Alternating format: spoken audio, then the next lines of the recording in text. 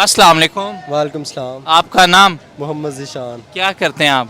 I'm SQ engineer. अच्छा, मेरा आज आपसे क्वेश्चन ये है, अमेरिकन बिजनेसमैन टेस्ला के जो ऑनर हैं एलोन मस्क, उनकी तरफ से ये स्टेटमेंट आई है कि जो अमेरिका के अंदर टैलेंट है वो मोस्टली जो है वो इंडियन टैलेंट को जो है वो ग्रेटली इस्तेमाल कर रहे हैं अमेरिकन्स। किस तरीके से देखते हैं कि पाकिस्तानी अक्सर एक फ़िक्रा इस्तेमाल करते हैं कि हमारे मुल्क में टैलेंट की कमी नहीं है, लेकिन दुनिया का अमीर तरीन आदमी पाकिस्तान का नाम ही नहीं लेता। वो कहता है कि अमेरिका जो है वो भारत का टैलेंट ग्रेटली इस्तेमाल कर रहा है। क्या कहना चाहेंगे? इसके ऊपर काफ़ी चीज़ों को आप देख सकते हैं। आप देखें फॉर एग्ज़ाम्पल इंडिया की इकॉनमी 4 ट्रिलियंस है डॉलर्स में, और हमारी इकॉनमी 3.6 ट्रिलियंस है, जो कि बिलियन सॉरी, जो कि बहुत ही कम है, बहुत ही कम है। अब उसके हिसाब से अब आप देख लें कि जो टैलेंट की बात की वो यूज़ कर रहा है अमेरिका। अब जितने भी बड़े फिल्म्स ले लें, जैसा कि गूगल का CEO इंडियन है, अब इसके बैकएंड पे अगर आप जाएं तो आपको पता चलेगा कि 90s में हमारे साथ क्या हुआ था और इंडिया ने सॉफ्टवेयर को और डिफरेंट चीज़ों को किस तरह अडॉप्ट किया था।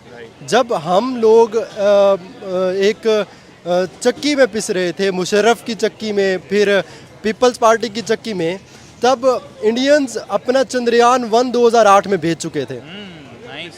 तो इसके ऊपर इंडियंस ने बहुत ही मेहनत की है। अब देखें IIT वहाँ है, अगर एजुकेशन डिपार्टमेंट की बात कर लें, और एप्पल वहाँ आ गया, और एलोन मस्क वहाँ पहुँचा होता है। डिफरेंट दुनिया के जितने बड़े भी आपको बिजनेसमैन नज़र आते हैं वो वहाँ पहुँचे होते हैं, जो वहाँ काम करते हैं। नो डाउट इंडिया क्या है, उनकी पॉपुलेशन ज़्यादा है, जो कि तकरीबन 150 अरब है, लेट्स सपोज, और हमारी कम है, लेकिन हम भी कम नहीं है, हम 25 करोड़ है।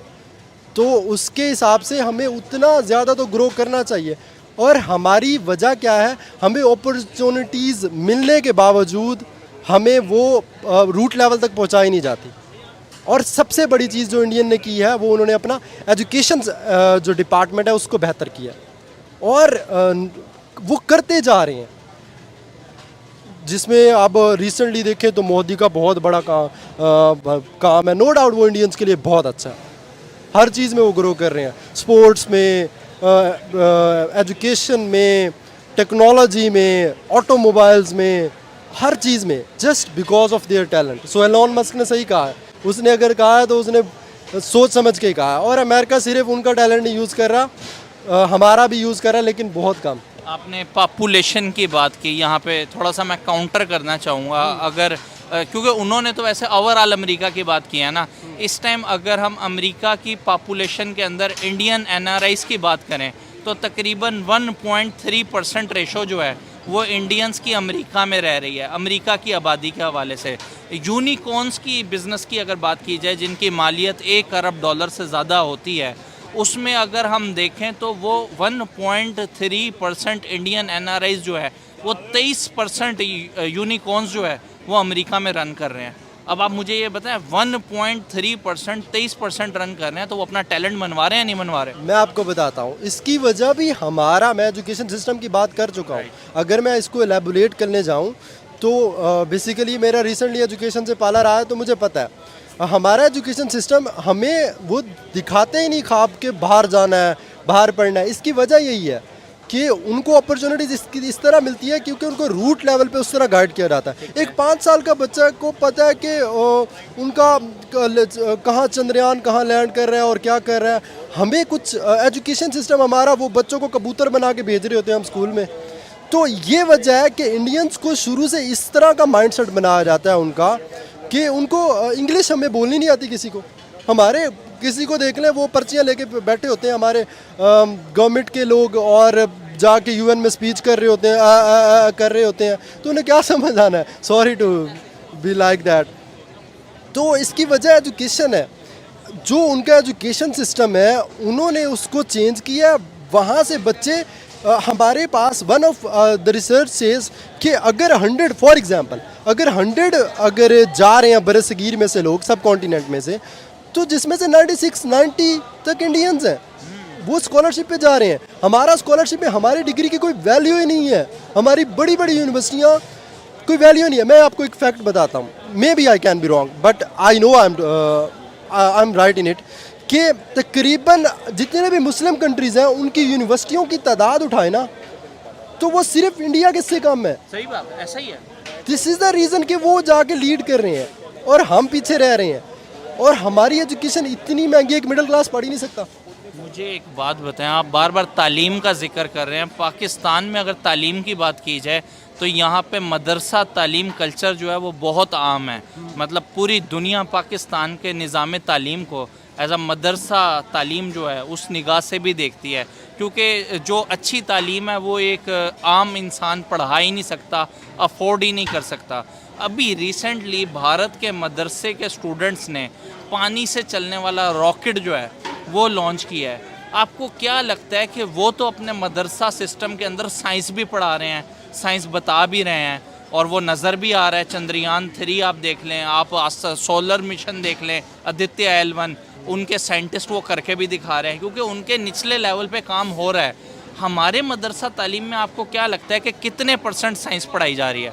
अब देखिए, मैं आपको बताता हूँ, ये है माइंडसेट हमारा माइंडसेट। अब कुरान भी तो ये है ना कि अल्लाह ने भी तो कहा कि अक्ल वालों के लिए निशानी है, हमने उसको एक्सप्लोर करना ही छोड़ दिया। This is what they are doing in their मदरसा एजुकेशन टू, वो उसको एक्सप्लोर कर रहे हैं सही तरह।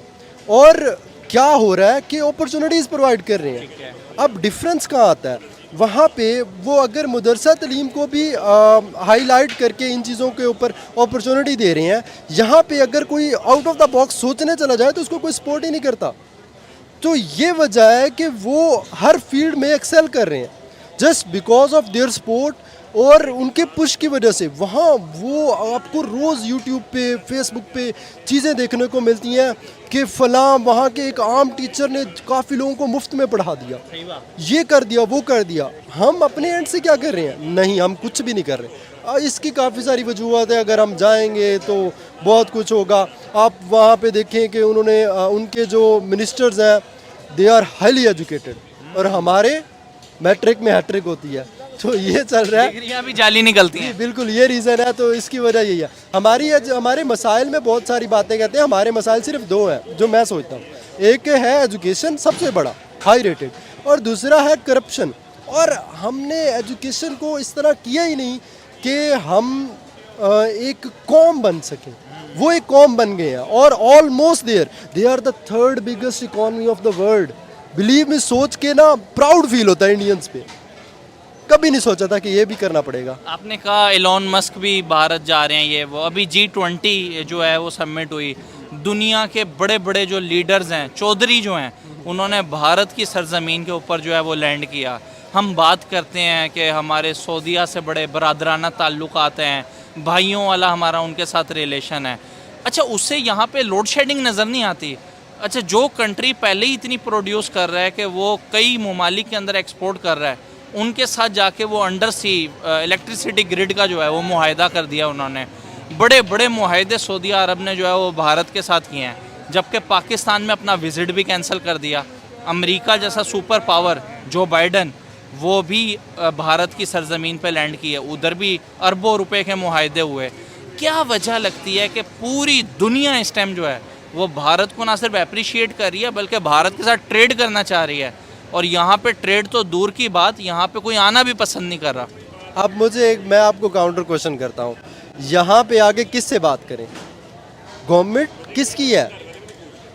अवाम की तो गवर्नमेंट है ही नहीं। तो ये तो जो इंडियन प्राइम मिनिस्टर हैं, ये नरेंद्र मोदी, उन्होंने खुद मतलब अपनी स्पीच में कहा है कि मैं पाकिस्तान को जब भी देखता हूँ मैं परेशान हो जाता हूँ कि अगर हम बात करें तो करें किससे पाकिस्तान में। आपको लगता है सही कह रहे थे वो? जी बिल्कुल, वो सही कह रहे थे। किससे बात करें कि अगर जो भी मुंतखब नुमाइंदा आता है वो तो पूरा अपनी टर्न्योर ही नहीं पूरा करता।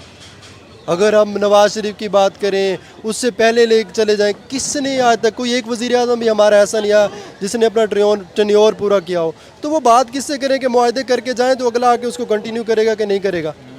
तो ये रीज़न है कि जो IIT आपने यूनिवर्सिटी का जिक्र किया, पूरी दुनिया के अंदर उसके स्टूडेंट्स को माना जाता है।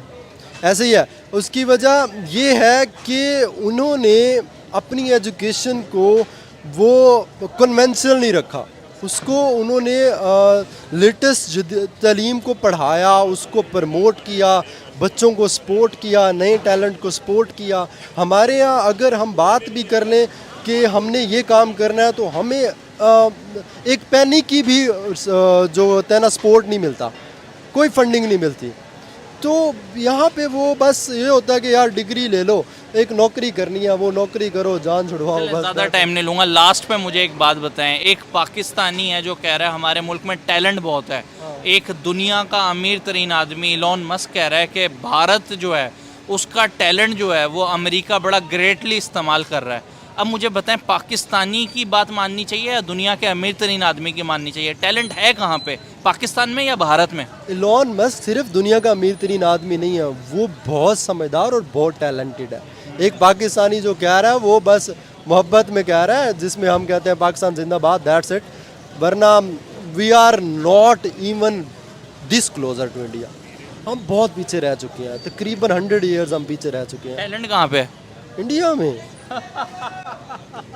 ये आप पहले पाकिस्तानी हैं जो मान रहे हैं इस बात को। बिल्कुल ऐसे ही है, बिलीव मी। आप आंखें बंद करके ना वो बिल्ली की तरह आंखें बंद कर लो और देखो कि मुझे कोई नहीं देख रहा।